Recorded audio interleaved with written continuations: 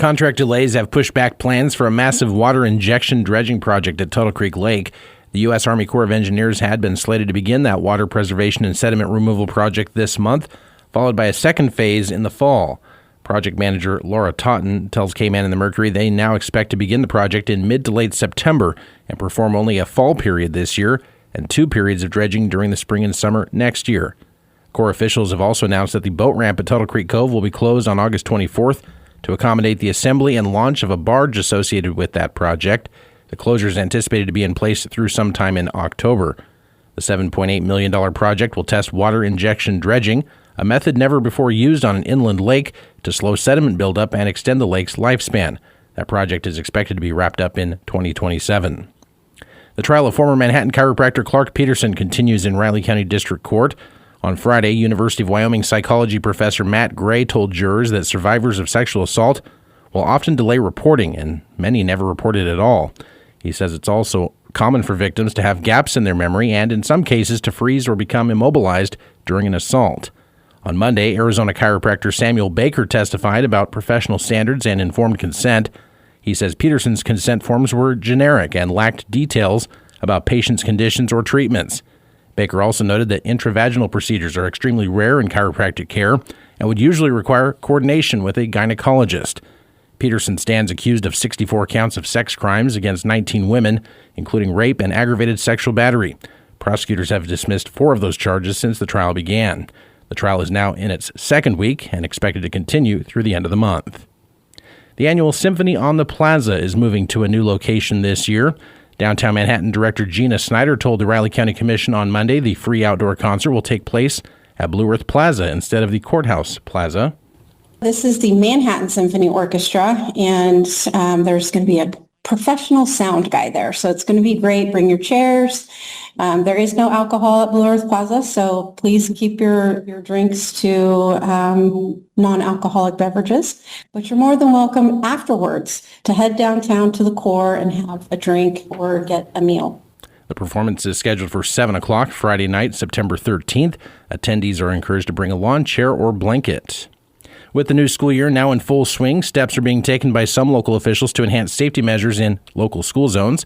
Pottawatomie County Sheriff Doug Adams says the department was successful recently in securing a grant from the Kansas Department of Transportation to help fund a new radar speed sign on Green Valley Road near Flint Hills Christian School. The flashing speed sign will help notify people, hey, it is in effect, you need to slow down, so that we hopefully don't have any issues. The grant is part of the KDOT Innovative Technology Program and pays 75% of the total installation cost for municipalities. The Sheriff's Office is also working closely to install similar signage in Havensville and Westmoreland. Meanwhile, the Riley County Police Department plans to crack down on drunk driving over the next 2 weeks. In a recent news release, the police department announced that it will join other agencies across Kansas in a crackdown aimed at removing impaired drivers from the roadways during You Drink, You Drive, You Lose. Early 2024 data shows that 83 people died and more than 1,100 people were injured in crashes involving an alcohol-impaired driver. The crackdown will last through Labor Day, September 1st. Good morning, I'm Troy Coverdale with your sports headlines. Game week is officially here as K-State readies to take on Iowa State in the 109th edition of Farmageddon on Saturday in Dublin, Ireland. For the Wildcats at their tackle positions, veteran leadership. Pitt transfer Terrence Enos will be the starter at right tackle. Junior John Pastor, who played in 8 games last year as a reserve, will anchor Avery Johnson's blind side. Getting John back healthy. He is healthy. He's playing really well to what we thought John was going to be before his injury. And now he's back healthy and almost, I think, is good or better than ever. Terrence has been really successful sliding in and learning what we're doing. You know, I think we've been fortunate with Terrence and JB. Cats head coach Chris Kleiman addressing the media yesterday. The 30th season of Power Cat Game Day begins our coverage on Saturday at 7. Kickoff is at 11 in Dublin on News Radio KMAN and 101.5 K-Rock. Former K-State edge Felix Enudike-Uzama has been placed on injured reserve with a hamstring strain. The former Wildcat standout and Chiefs 2023 first-round pick has registered 3 sacks and 41 tackles over his first 2 seasons. Chiefs coach Andy Reid said he expects starters to play on Friday in Kansas City's final preseason game. They match up with the Bears at Arrowhead. Pre-game coverage gets underway at 6 Friday on News Radio KMAN.